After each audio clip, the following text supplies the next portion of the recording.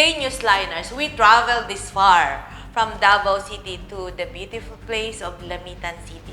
Sabi nga daw nila, paglamitan, lamitanan. So today, I'm going to show you the people, the color, and the leadership of Lamitan. Kung lami pa jud tanan, masarap pa talaga lahat. Ako si Edith Caduaya. Join me later sa one-on-one interview with the Man of the Hour sa Lamitan City with Mayor Orig Purigay. Good morning and good day.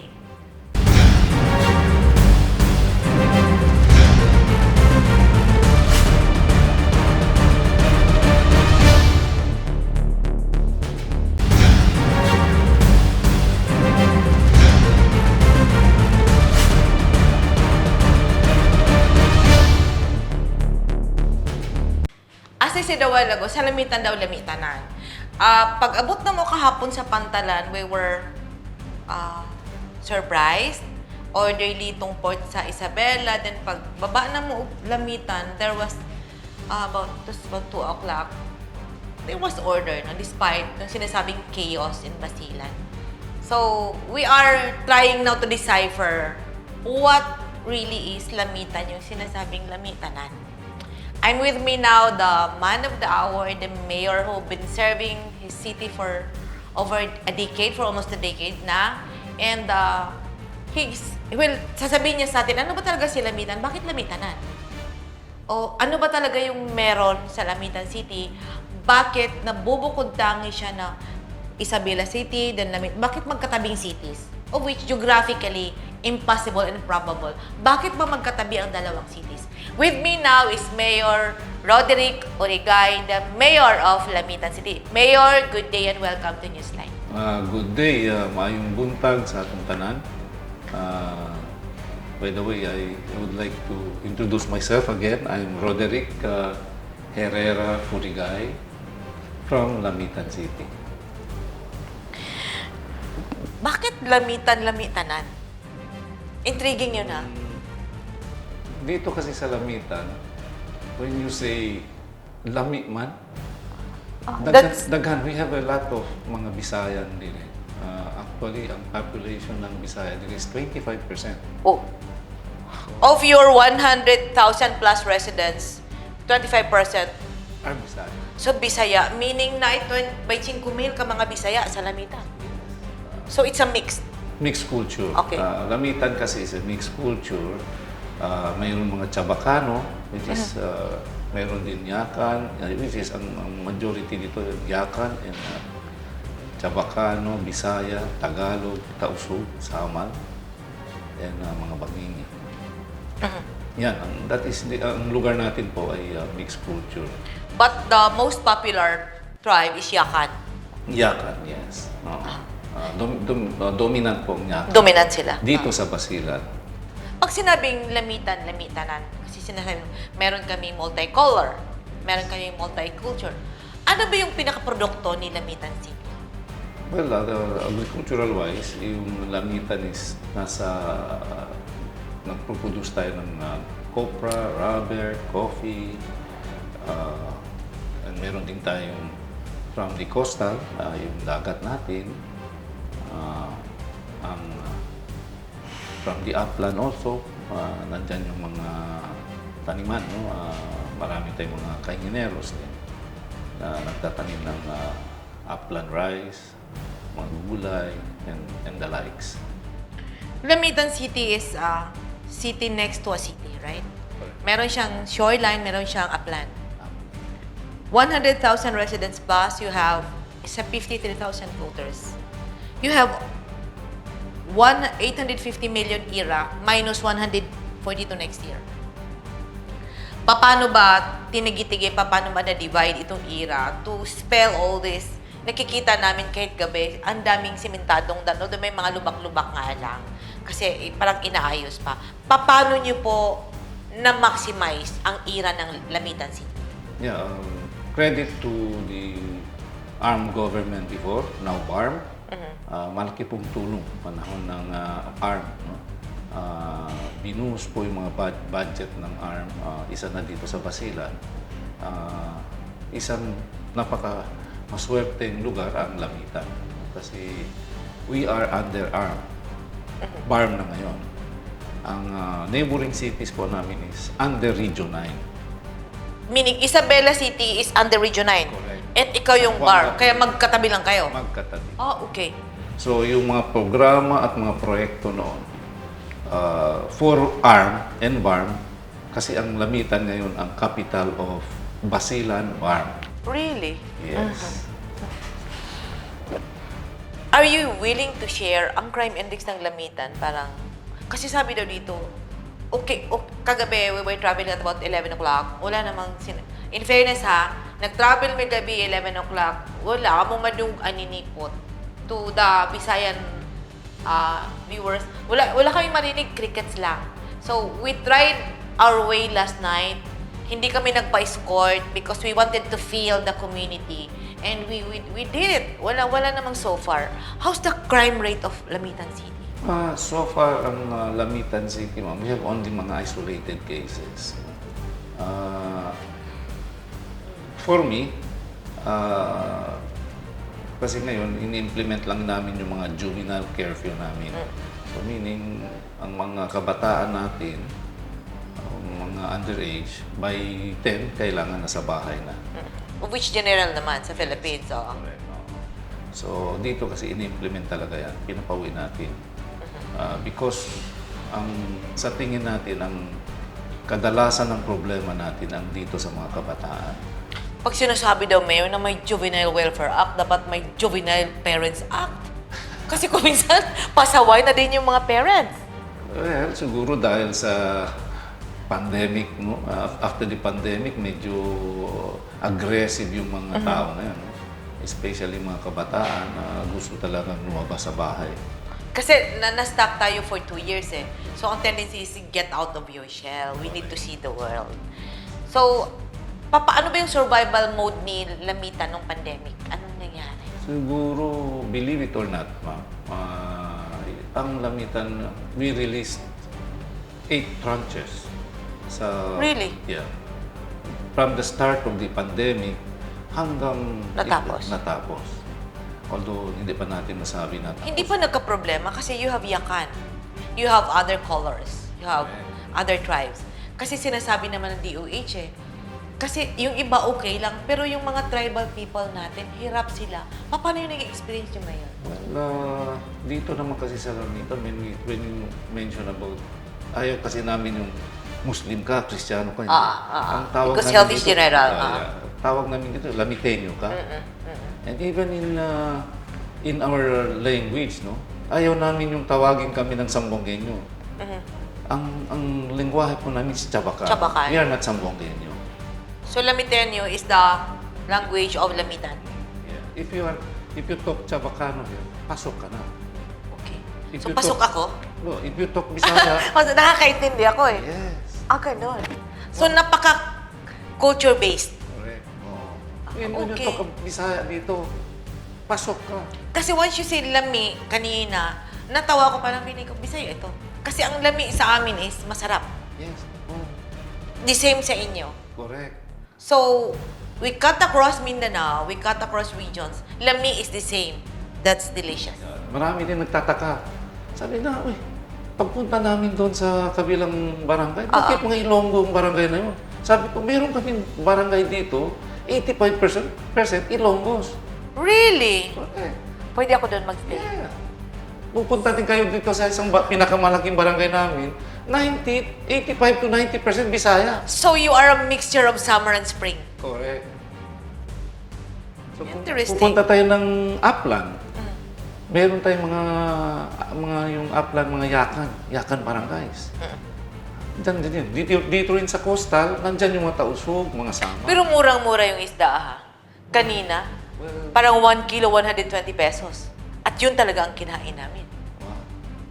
Ang tamis.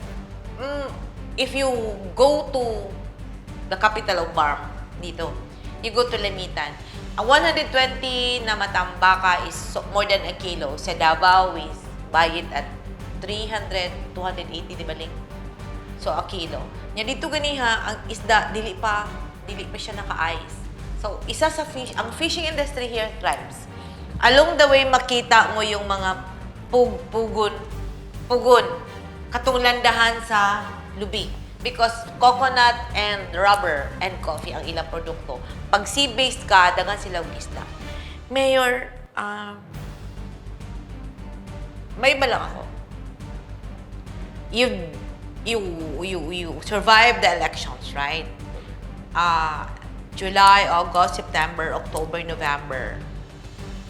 After 5 months, have you taken off na ba? Saan papunta si Lamitan City? Ano ang thrust ko? Ano ba dapat ang template ni Lamitan? Kasi sinasabi mo kanina, basta taga Lamitan, lamitanan. I-explain na ni Mayor Orig Frigay sa mong pagbalik. Stand by.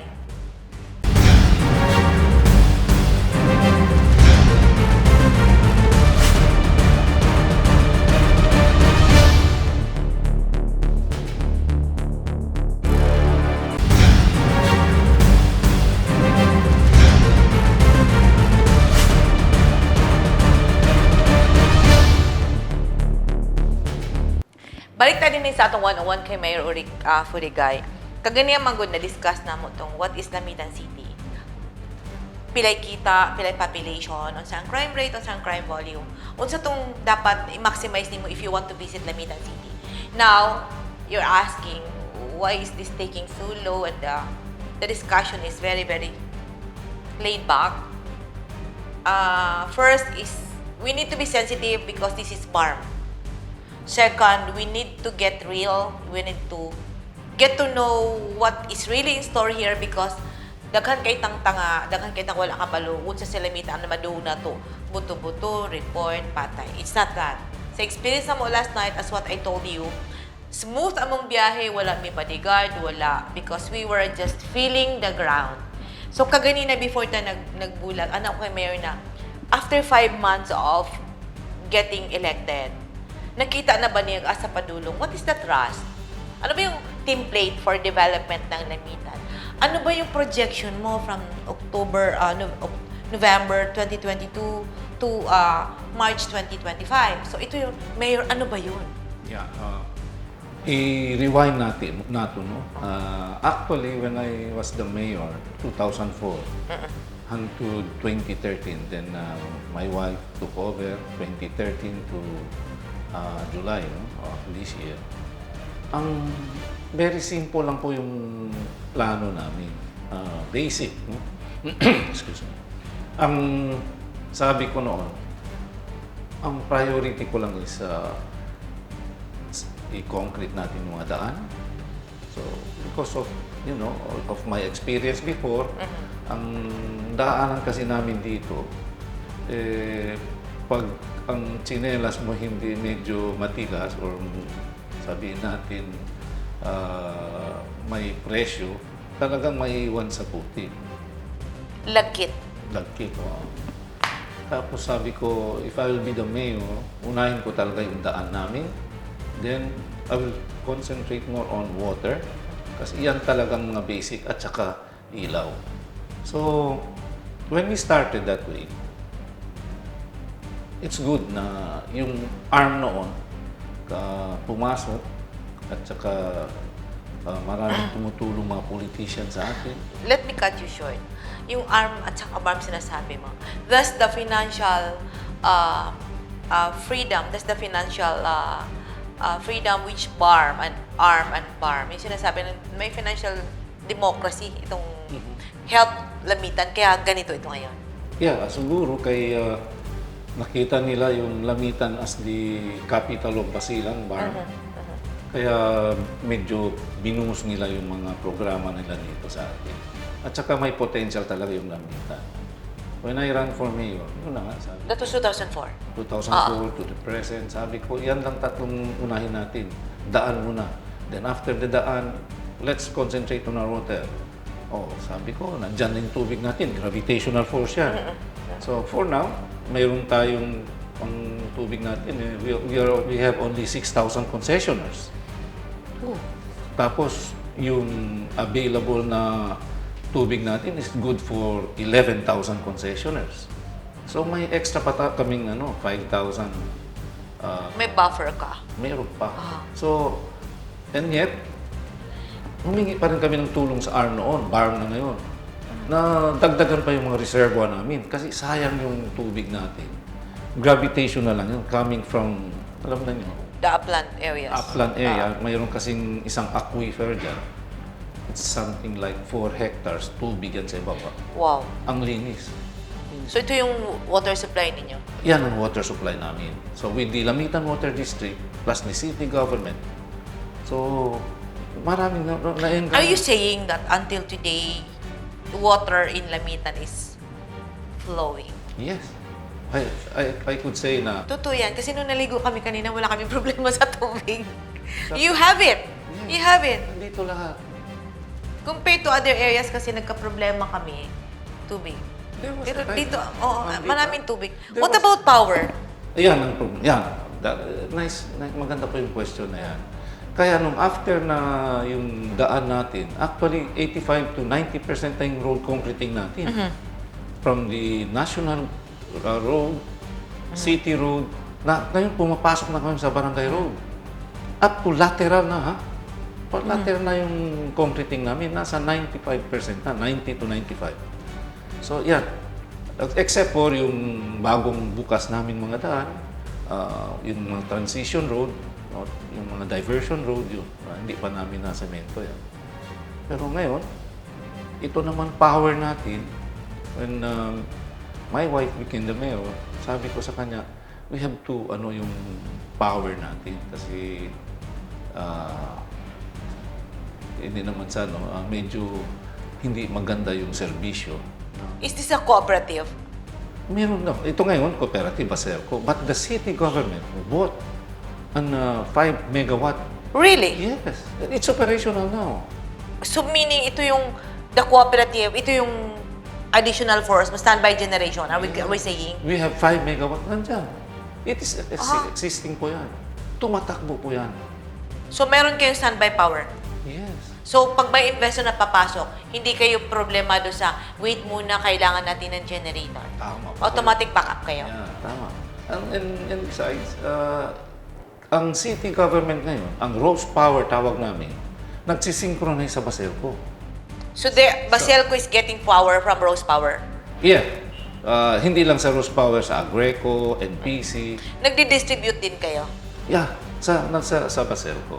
Pero in an emergency power, meaning kung nasa peak, example, 5 o'clock in the afternoon to 9 o'clock in the afternoon, hihingi ang Baselco sa atin. So subsidize kayo. So do you consider Rose Power distributor also? yes. Kaya nga kami we're just waiting for the approval of the ERC. It's already in the nasa ERC. So pag na-approve na siya, it's gonna be Ang generation charge niya magkano? Oh. Pero the same lang yung charges. Anong charges? But they are paying the local government of Lamitan for that. Yes, ang Basilan Electric Corporation. So kayo yung nag-generate. Yes. Then kayo nagdi-distribute ng power. Hindi, ang Baselco. Si Baselco. Pero kumukuha sila sa inyo. Opo. So meaning may offsetting sa payment ng local government. Yeah. You saved a lot. Hindi naman, but service ang natin. Yeah, but a portion of your bill is being paid by the consumption they're getting from Rose Power. Correct. So, yun eh. You give me yours, I'll give you mine. We meet halfway. That's business. Yes. That's low. Paano iba yung template nyo sa local governance? Kasi I heard from Mindanao, from dun sa amin. May mayor doon na hindi siya politiko. He's a technocrat. Ikaw naman, ang alam ko, hindi ka politiko, but you're just, hindi lang just, you're a worker and you think of these small things from the village because you came from the village. Correct. So, paano mo ginamit yan yun to introduce development, which is spurring in Lamitan City? By the way, I finished my course as an industrial engineer. Yeah. Correct. Anong nalaman natin sa eskwelahan? Basically, yun ang ang in-implement namin dito. So, galing. Ano ba yung naging inspiration mo 2004? Bakit ka tumakbong mayor? Ano ba yung gusto mo sa buhay? Sa totoo lang, I have a good life in Cebu. doon na ang business namin doon sa Cebu. Then we have also businesses there in Lamitan, Zamboanga. Zamboanga. So, 2004, nakaroon kami ng political crisis dito. Meaning, patapos na po yung mayor, no? So, naghahanap na sila ngayon ng Papalit. Sinong papalit. So, we have a clan. Ang clan namin, tawag namin dito, Cuevas Pamaran Antonio Flores Clan. Okay. Ito po yung the biggest clan dito, hindi lang sa Lamitan, even in the whole of Basilan. So,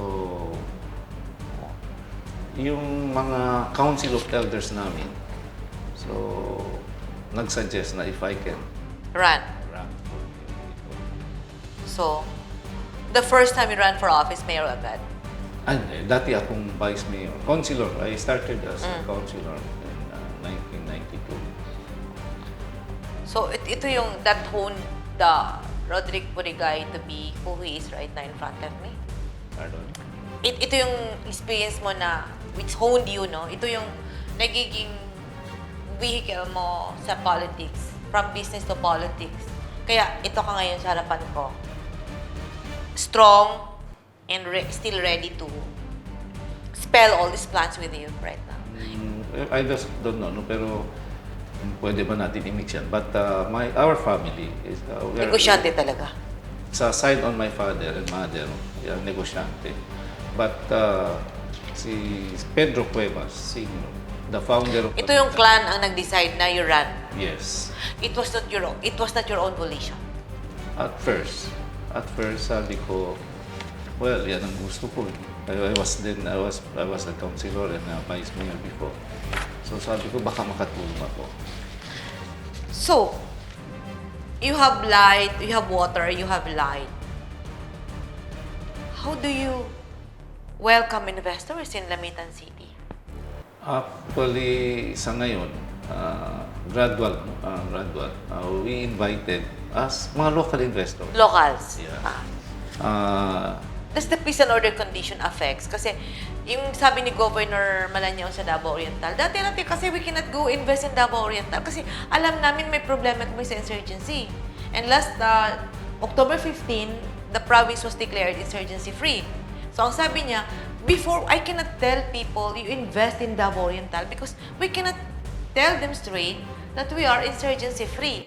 Now that we are insurgency-free, we can tell the people, come and invest because we are ready for you. Correct. Sa point naman ng Lamitan, ano yung may mga constraints ba? O why we go for local? O we need the locals because they understand the atmosphere, they understand the political climate and the social climate. Are we saying right now? Ganito po yung Ma'am Dit, no? You will be surprised. Ang target po natin is to get investors from the outside, Okay. sa labas. Pero ako rin, I was so surprised. Sa pagka-mayor ko noon, I invited itong mga local investors natin. So sabi ko, why not invite yung mga neighboring municipalities? Nagkasarapan ito. Yung iba, they invited people outside. Ikaw, mas gusto mo yung local. You invest in Lamitan, the locals invest in Lamitan. Why not invite from the outside world, no? But he was explaining to us na bakit dito lang at bakit taga dito lang yung locals na nag-invest sa Lamitan. So, we will ask Mayor Furigay more about it when we come back.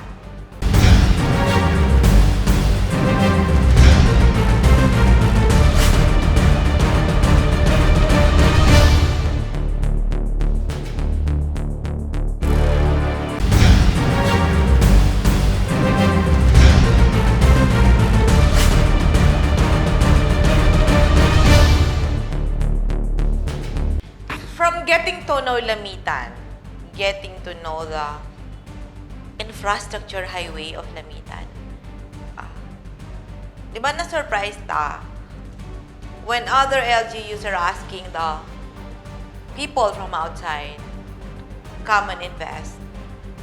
Ang Lamitan City, iba yung nangyari. The investors are from within. So, tinanong ko siya while off kami kanina, is it because they understand the political, social, and economic climate of Lamitan? And he told me, so Mayor, tell them why. Bakit ang nasa Lamitan mga neighboring investors at hindi from the other world?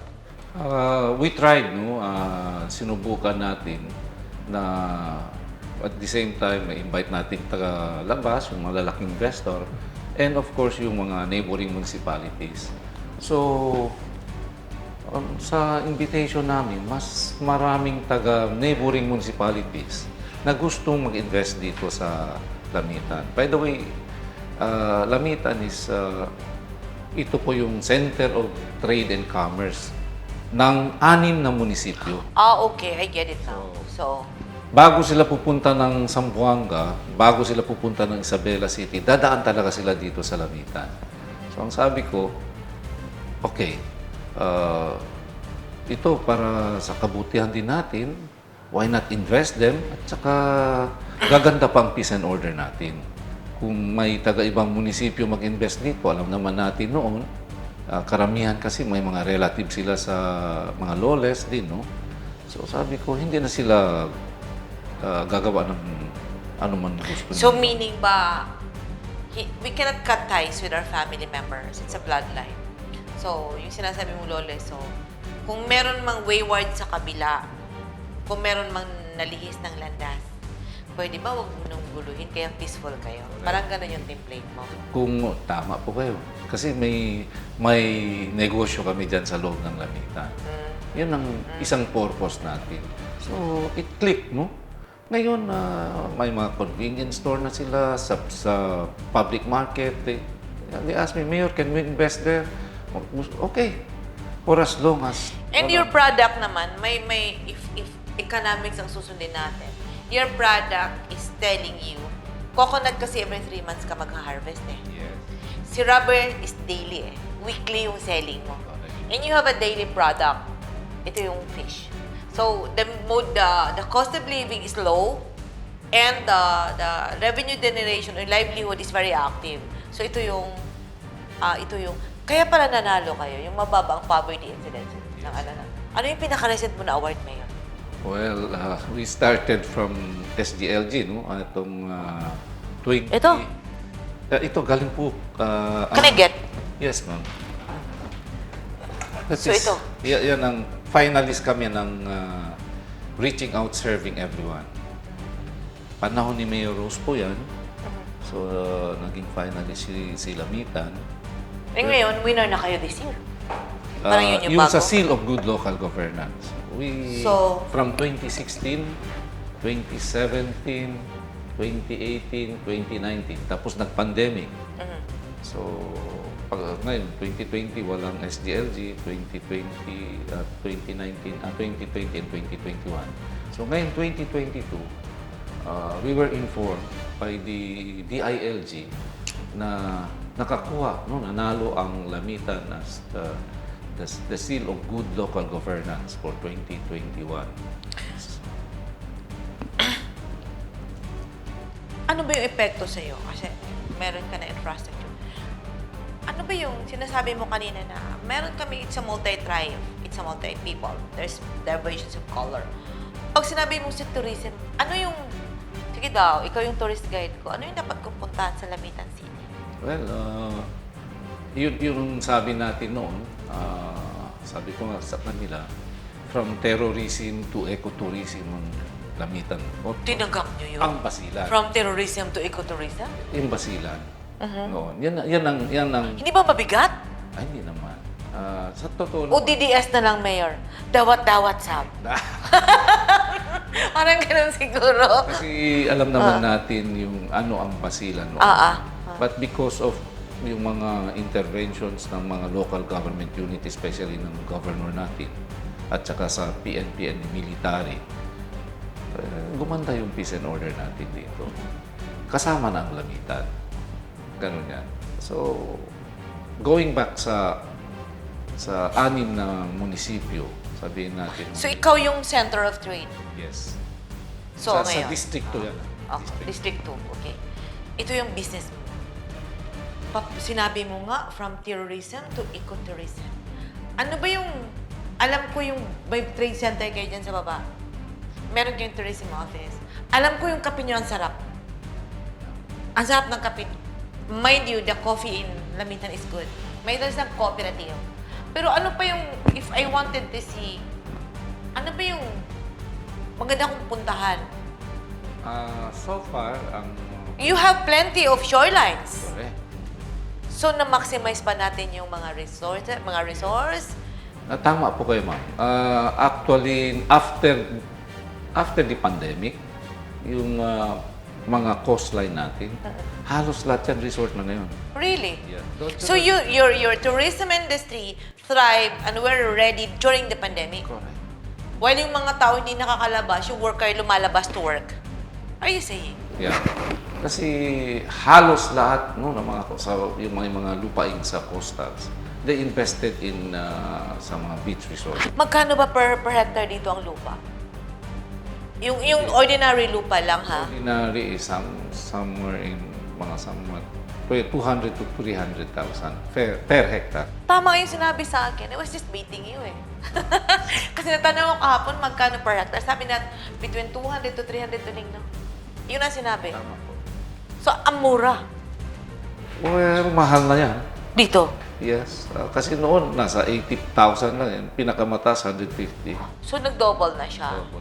Pero dito naman sa loob, sabihin natin sa Metro Lamitan, mahal na masyado yung lupa.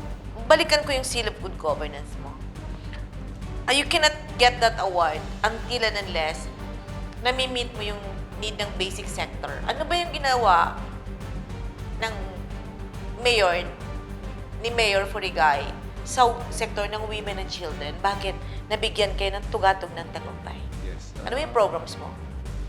Ang isa yan sa mga programs. No? Yung tawag namin dito, Rose Women. Yung mga Rose Women na ni Reaching Out Serving Everyone. So itong ROSE is just an acronym. Reaching out, serving everyone. So that's ROSE. That's Okay. a program. We have this, yung ROSE program natin, Reaching Out Serving Everyone. Ano yan? Caravan yan ang tawag namin. It's a caravan. We started from health, tapos sa agriculture, tapos sa dental, lahat, no?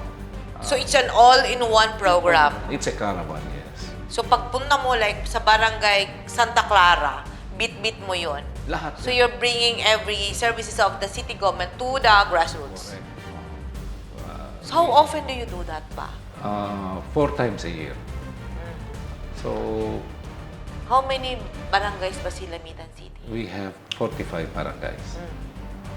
So cluster na yung pag-distribute. Minsan, Cluster kasi pag isa-isahin mo siya, parang may mga barangay na kukunti-kunti pa, pocket pa lang ang residents. So, to maximize the resources, you need to pull them together. Okay. Pero not less than 3,000 yung kailangan ma-serve, yung si Rose Caravan, yung Reaching Out Serving Everyone. So, not only that, dito rin sa main, every day, mayroong mga problema, dito na sila sa Reaching Out Serving Everyone. If ikaw yung tour guide ko, saan mo ako unang dalahin? Sa Lamitan? Siguro, I would suggest na if you are a nature lover, meron tayong beautiful falls dito na tawag natin. Saan? Bulingan Falls. Napakagandang lugar. It's a falls. Tapos, although alam naman natin kung anong falls. But yung mga limestone niya, yung mga bato niya, parang chiseled. Saan ba din, Mayor? It's something like 7 kilometers away from the... Pwede kami maligo doon. Yeah. Ang ganda. Actually, yan ang isa sa mga come-on namin. Sa pagkain, ano yun? Well, ang mga delicacies dito, yung mga lokot-lokot, panyalam, yung mga Yung panyalam is the Muslim delicacy. Yes. Muslim delicacies. Meron din yung mga Bisayan food. Tawag namin dugo, dinuguan, mga ganon. But given, well, nakikita ko, na-explain ng market ninyo, bakit ang daming, your conversions of peoples and colors. Kasi sa market nyo mayroon kayong pork. Sa ibang lugar wala. Market yung may available, pero separate na separate talaga siya, di ba? Parang may respetuhan. Ah. Ang dito kasi sa amin, basta for as long as you don't violate mga traditions nila, no? Mga religious belief. Ako naman ay often explain to them, hindi natin pwede tanggalin ito si ganito. Hindi natin pwede alisin ito si ito. What is lamitan? Yan ang lamitan. Ganito yung ano natin, set up. So kung gusto man ninyo, ibahin lang natin. Pero wag natin alisin. So, makikita namin mga remaining minutes with Mayor Purigay. But we will pause for a break for a bigger surprise. Tamang pagbalik.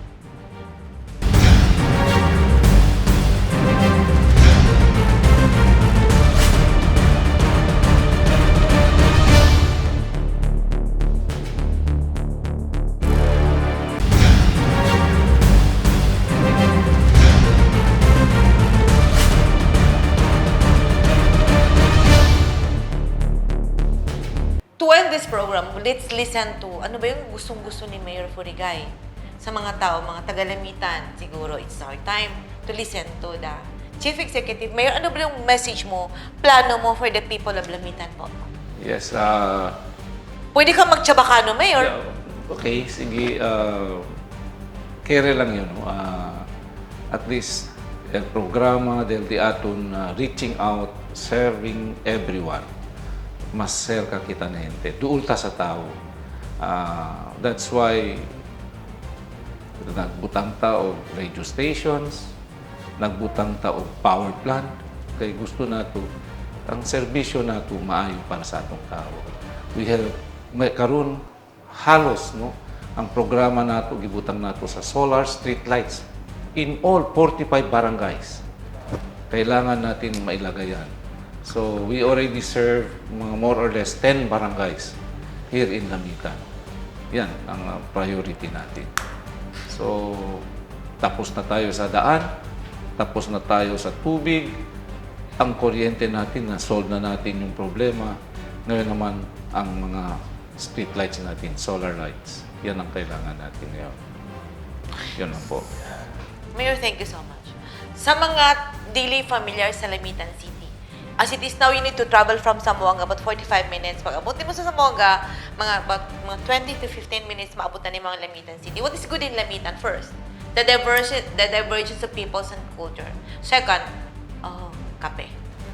Third, ang fish is very, very cheap. Then they have destinations. We have from upland to the shorelines. And above all, they have, ma-feel mo yung warm sila. But because this is government, everyone is not perfect. If you do good, it's dumb if you do, dumb if you don't. If you do bad, it's you're dumb.